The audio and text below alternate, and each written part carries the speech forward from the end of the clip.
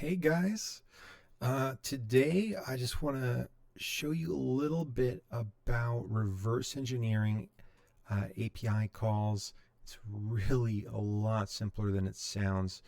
I think this is an incredible skill to have, understanding API calls, being able to reverse engineer uh, an API call.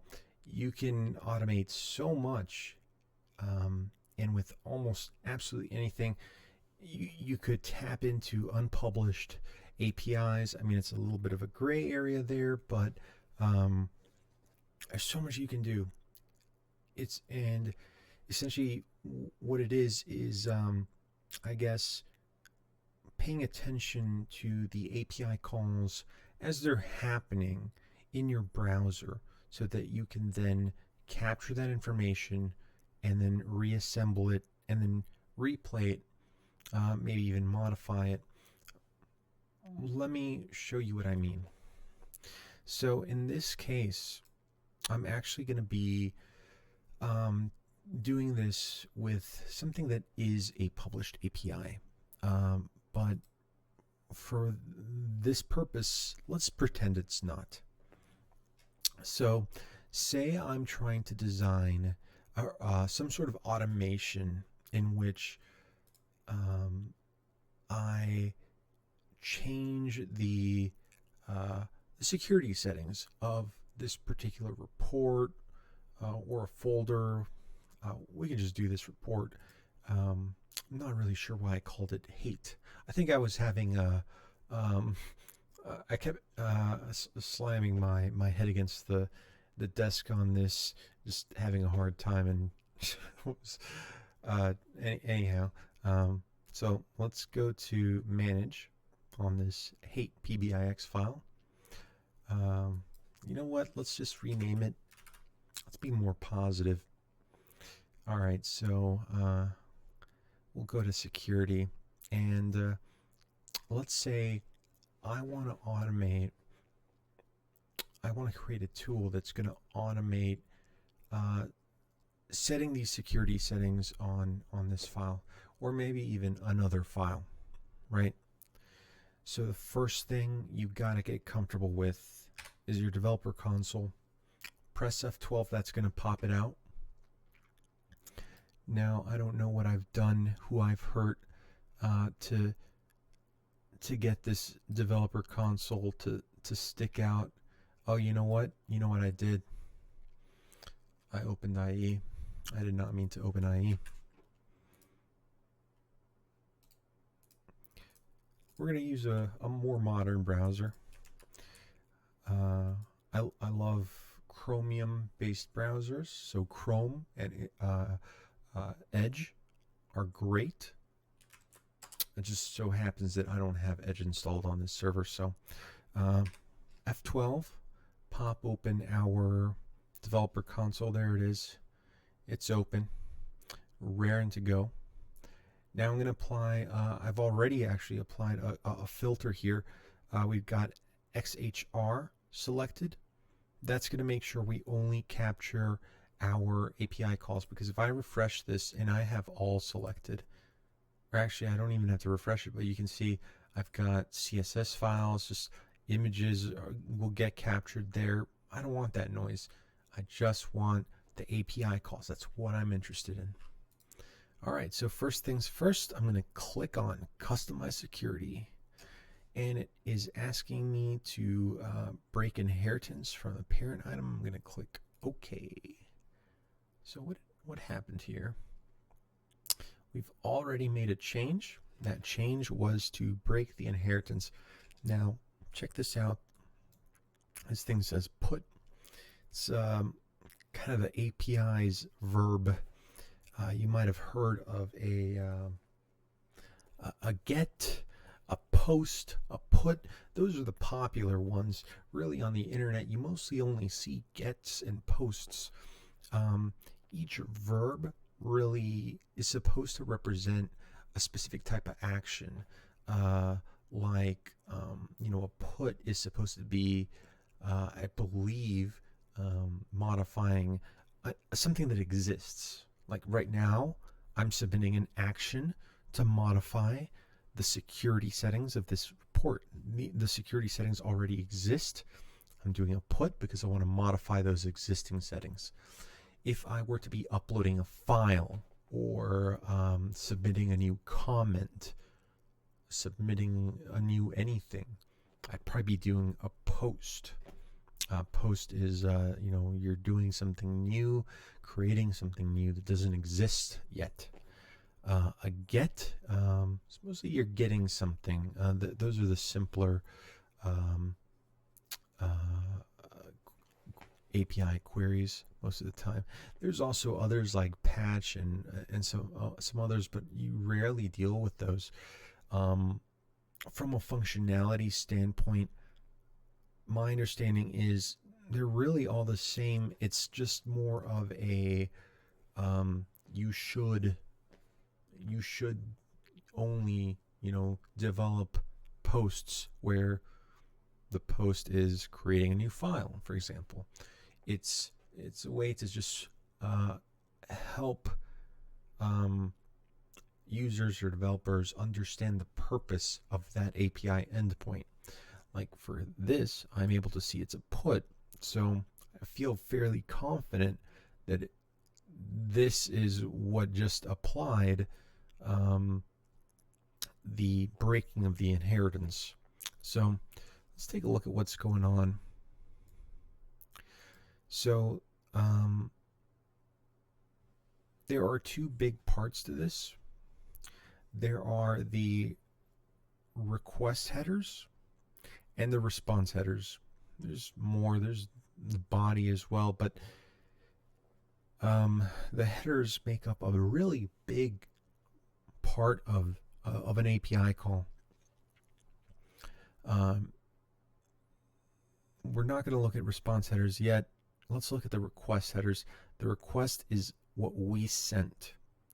Request headers, a request, that's what we send. And the response headers, or the response, is what we get back. So you can see we're telling it that we will accept application JSON or text or anything as a response. This is the encoding we'll accept. This is the language we'll accept. This is pretty important for an API call. The rest of this you can pretty much throw away. And then check this out. This is the request payload. This is what we sent the server. So as you can see, we basically sent it what you're seeing right here. Here's the domain admins group, and here is the roles for that domain group. You can see it's content manager. So this is pretty nicely formatted, but if we look at the source, it looks like one big chunk of JSON. For that, I really like to use Visual Studio Code. It's got some really fantastic extensions and utilities. Let me clean this up. So I'm going to paste this guy in here, that text in here, and I'm just going to save this as a JSON file.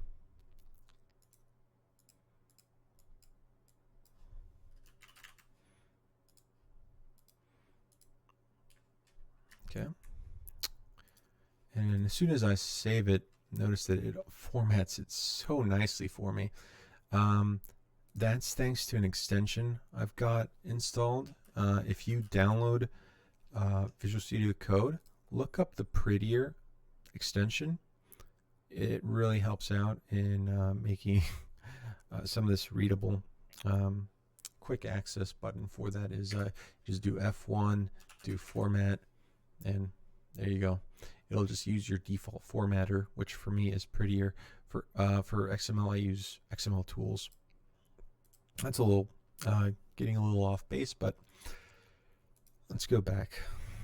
Okay, so here's the biggest cheat that you can you can use. So what I'm going to do is, if I want to recreate this, I'm going to do right click, copy as PowerShell. There are other options. There's fetch, Node.js fetch, curl, but for these purposes, we're working with a Windows system. I feel quite comfortable in PowerShell when I'm working with a Windows system. And I'll show you the biggest reason why. I have a pretty good feeling that if I try to execute this request is trying to basically replicate the exact same thing that we just did right here. So this is how we're going to make sure that it works. We're going to use same security as parent. So we've undone the change we just did, right? We just refreshed it, and the customize security button is back, right? So at this point, we're back to step one. Now, I want to be able to show you that I can break inheritance, which was, clicking customize and clicking OK. I'm not going to click OK. The whole point is that I'm trying to do it with the PowerShell script. I'm trying to automate it. So there you go. Refresh. It's still not broken. It's still intact. Okay, so I have a feeling that if I run this, I'm going to get a 401 error, and I'll show you why if we do get that. Yep, server returned 401 unauthorized. Okay, before we address that, let's take a look at this. So you can see the URI that we're connecting to. This is the endpoint. And turns out that the API endpoint is essentially just this and the ID of, I'm assuming, the report. And we can make sure. Let's make sure it doesn't cost us a lot.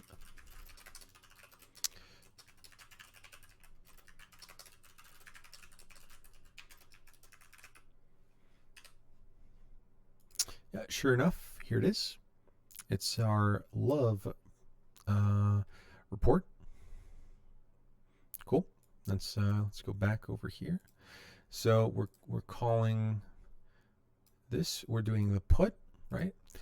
I told you a lot of these we can get rid of. So I'm getting rid of these and the cookie. But I'm leaving accept encoding, accept language. I think really only these two are required. I think. And the body, we're not getting to the point where we're going to modify that manually ourselves yet.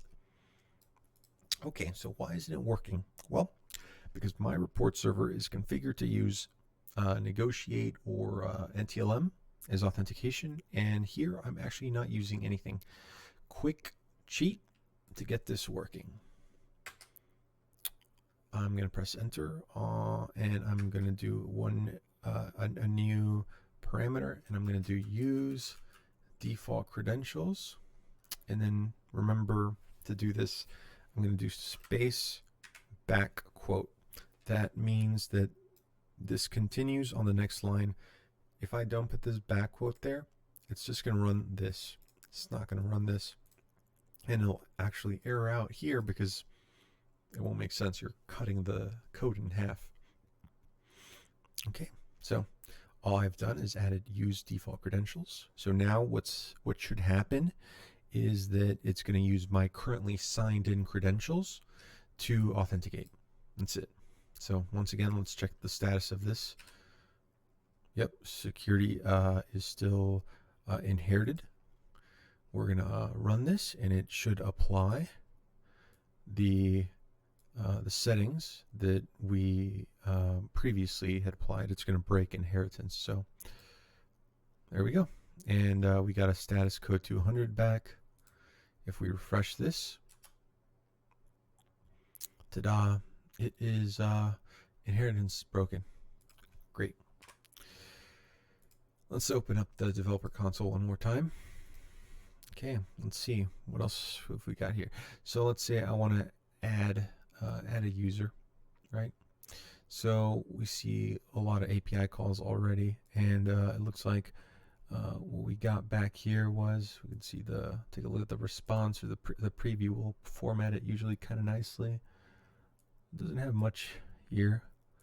I expected to see the data model roles, but I guess that must be this roles API, and sure enough, it is. Here we go. You can see browser, content manager. So this is another API call just to get. We're getting some basic info about these roles.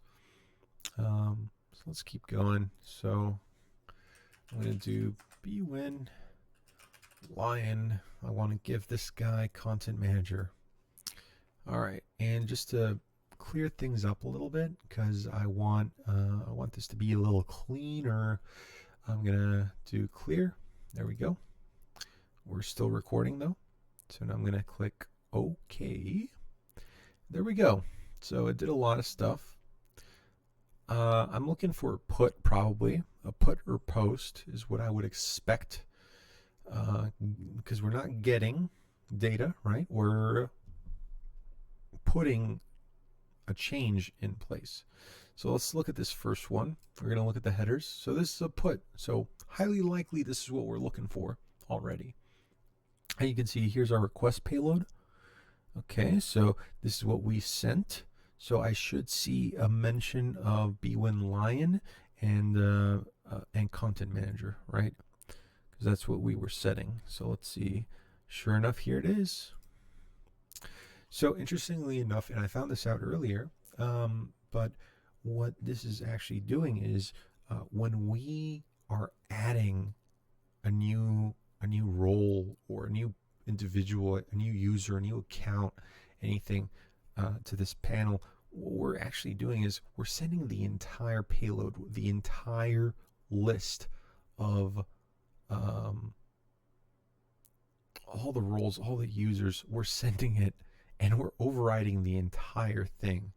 We're not doing, that's probably why it's a put, because we're replacing something that's already there. We're not doing a post where, I would expect, honestly, I would have expected the way that this worked to be, if I add bwin lion, I do a post, and it's only adding bwin lion. Surprisingly enough, we're discovering that we're re-establishing the entire thing every time. We're just nuking the whole thing and replacing it. So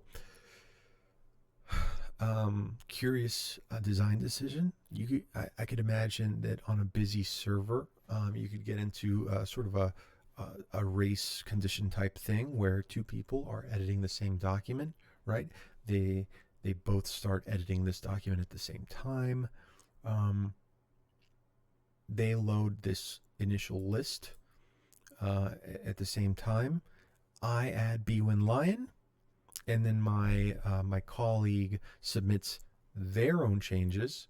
They're not going to have my bwin lion change in there, and so it's going to get overwritten, and it's almost like never happened. So anyway, curious observation from seeing how this API works.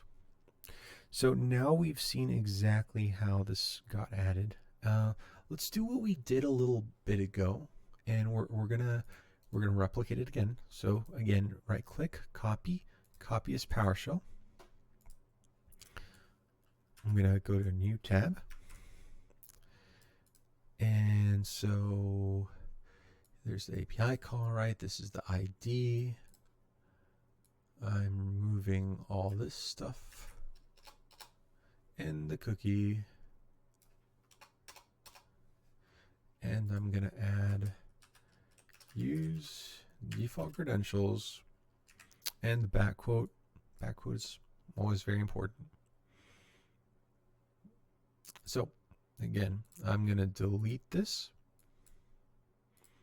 So bwin lion is gone. It's no longer there. But then I come back over here and I press play, and ta-da, bwin lion is back. So now you can start to get a little creative, like What if I don't want to be adding b1 line as a content manager over and over again? Well, then change the payload. This is a slightly more advanced example that you should probably start with, just because it's kind of messy. So let me show you what I mean. I'm gonna this is JSON in here. This body content, right? The body is what contains our payload. You saw it over here when we go to policies. Yeah, the policies put that we made. You can see the request payload, right? View source, and here's the entire payload. So you can take this and modify it.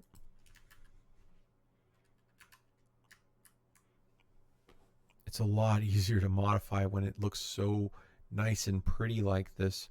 So let's say I wanted to, I've got another user, it's called B1 MS user. I want to add him. So let's do that.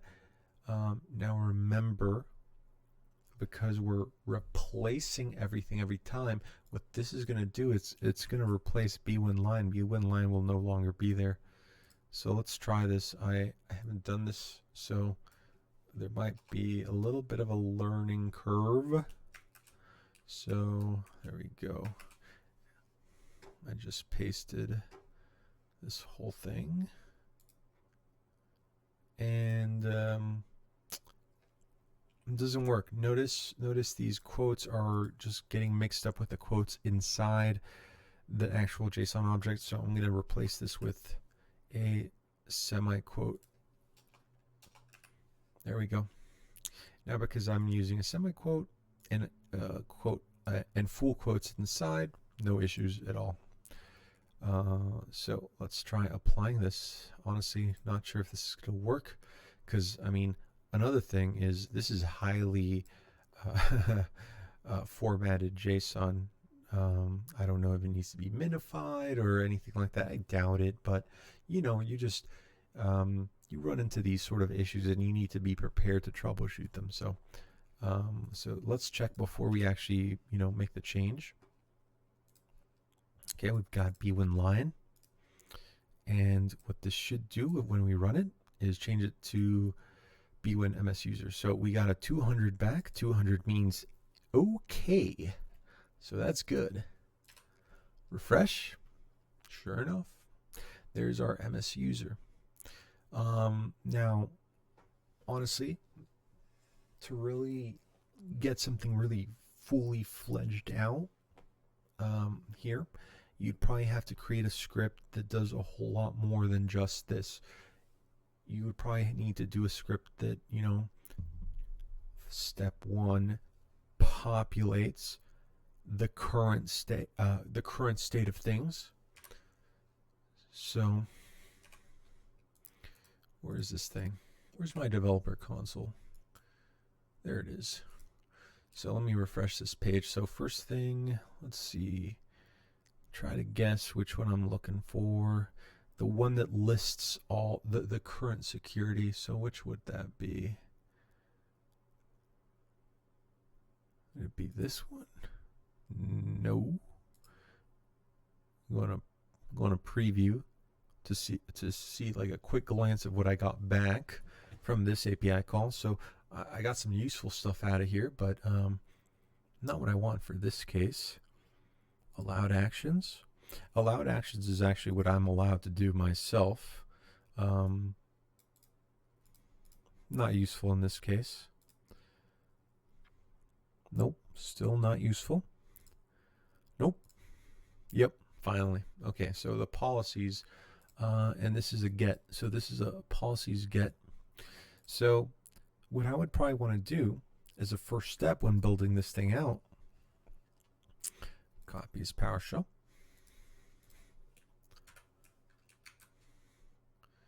Let me clean this up.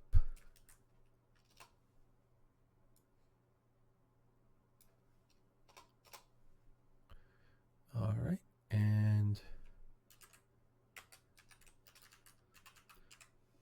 use default credentials. So if I run this, I get a response back. Now, let me show you something real quick about PowerShell. This is an object. This is not one big chunk of text. This is a segmented object. It's cut up into pieces. Like we've got the status code part of the object, the status description. Each of these is accessible independently. And this is what I mean. So this get, let's save it into a variable. So what I'm going to do is I'm going to define the variable as get response.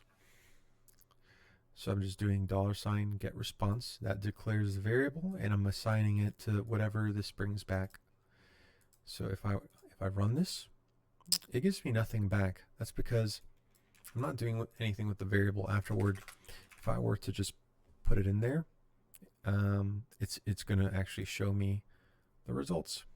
Okay, so what I actually want to see, right, from this response, I don't care about the status code. Well, I do once I'm building, error handling. I could do something like, if get response dot status code, if that equals, I'm sorry, every programming language is different. C# I'm used to doing equals equals. JavaScript I'm used to doing equals equals equals. Maybe PowerShell is just one equals. So if status code equals 200, then do the following. So let's do a quick little test of that. And then if it is 200, which means okay, right? I'm going to do right host. Everything went okay. And then else right host something failed. All right, let's try running that. Status code, right, because sorry guys, now I remember JavaScript is 3 equals, C# is 2 equals, PowerShell is minus EQ. Let's try that. Everything went okay. That's our response. Everything went okay. So, sorry, always happens to me. Always forget which is which. You work with a lot of programming languages and swap back and forth, and I don't know, maybe it doesn't happen to everyone, but it certainly happens to me. I just forget. EQ is not exactly the easiest to remember when every other programming language seems to do just an equals or a variation of the equals sign. Cool. So we got this A-OK back. So then what was the actual thing we wanted to get back? So it's actually the content, right? Because the reason we're doing this, let me just run this segment, is because we want to get the current state of security. Because if we want to add a new user, we want to see what users have roles right now. We don't want to just add one of our users and replace the entire list. So step 1 is get the current list. Step 2, insert the new row, the new value into the existing list. Then finally do the put where we set the final value. So let me head back over. So this is what we want. We want the content. So the way we reference that is get response, right? That's the variable we're storing the response in, dot content. So if I write that, it's gonna say everything went okay, and then it's gonna just paste this particular section that I'm highlighting right now. It's the content. So let's run it. Everything went okay, and there's the thing. So I'm not going to finish this out all the way. It would take too long. But this is the content we got back. What I would then need to do probably is convert this from JSON into a PowerShell object, because otherwise it's going to be very hard for me to manually interact with this. I mean, where do you insert what, right? It was kind of easy over here, right? We just, I guess what we would be doing is adding a new policy. It would look something like this, right? And forgot a comma. How do you do that though? How do you do that over here? So I have to do a little bit of searching. So I'm just doing a search for JSON to PowerShell object. And it looks like what it is so I'm doing a new variable called my object equals, and then I'm going to do convert from JSON. Now I have not used this recently. PowerShell is not my main language, so this might not work. I'm not sure what's going to happen. But after we try that, let's output the variable and we'll see what it comes up with. Actually, it looks like it just worked right off the bat, which is kind of crazy. Now it truncated the object. You can see here it's, you know, it got started. It's formatting it kind of like a table, but PowerShell does this thing where it sort of truncates stuff, and just unfortunately don't have the stamina to go all the way with you guys tonight. So I can tell you what you would do. Once you've got this, then it's a lot easier to interact with certain parts of the object. Like say if we wanted to modify ID, then I would do, you know, my object dot ID equals blah, and then we would go back to this put. We already have all this code for the put, right? And so let's see, literally I would put in the code for the put, and then for the body I would do this. However, I would have to convert this from a PowerShell object to back to a JSON string. So it's actually something like that, and that's it. That way, when we converted it to an object, PowerShell object, we made it way easier to modify, right? You don't have to go in there, because how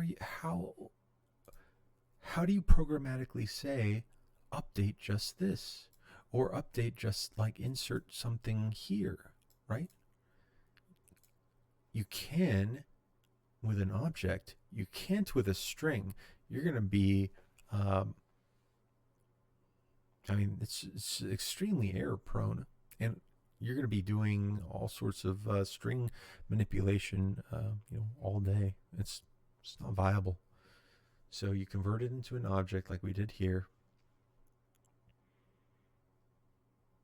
and then you modify it. In this case, we would, let's see, I know it's truncated, so I can't see the thing. So let me just figure this out real quick. What were the other columns? Oh, you know what? I've got them over here. So ID, so policies.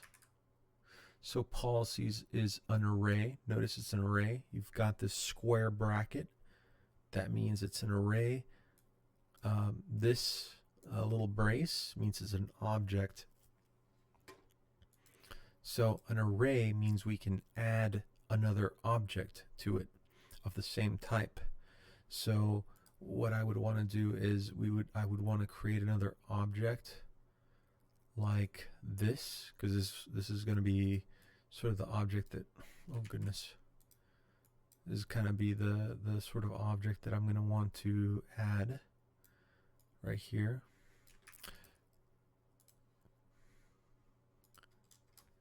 So let's call this object to add. Yep.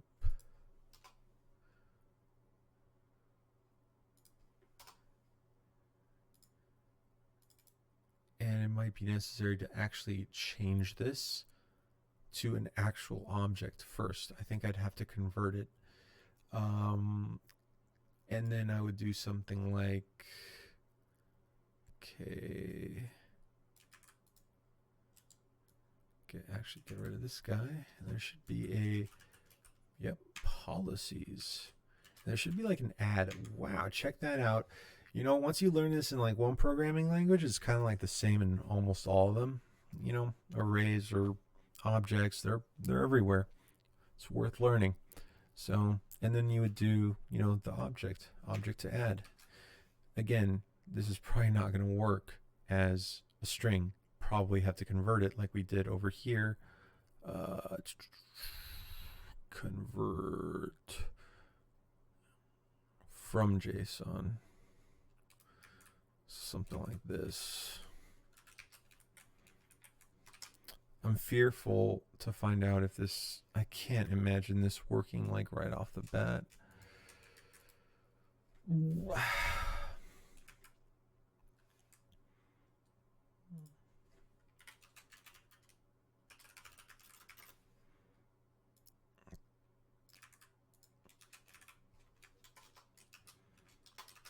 There's absolutely no way this works on the first try. I don't even know what am I even doing. Let's add this line in here. No line isn't in here. Okay, well it's too, yeah. Collection was of a fixed size, so maybe there's maybe this array, I might not know exactly how to do this the right way in PowerShell. It's maybe an array, you know, is of a fixed size, and I might not be able to add to it. It's kind of different based on programming languages, and I guess in C# I might be using like a list, not actually an array, which would let me add to it. I don't know if JavaScript is I forget if it's push or anyhow. This is really meant to be an introductory course. We ended up getting into some much more complicated endeavors, doing a full-fledged start to end project. But I hope this has been useful.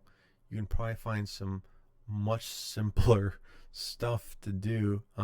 Honestly, you can probably go to like your favorite news site, pop open the developer console, and then like find an API call to get like just the latest stories, just for practice, you know. So you can, I mean, it's kind of cool if you think about it. Like you're using PowerShell to get, you know, the latest news, compile it yourself, load it into a database. Once you learn this, you can really do a lot in the you know, in the sense of automation. But anyhow, I hope this made sense. I hope one of you stuck through until the end. And you know, good luck. Hope it helped.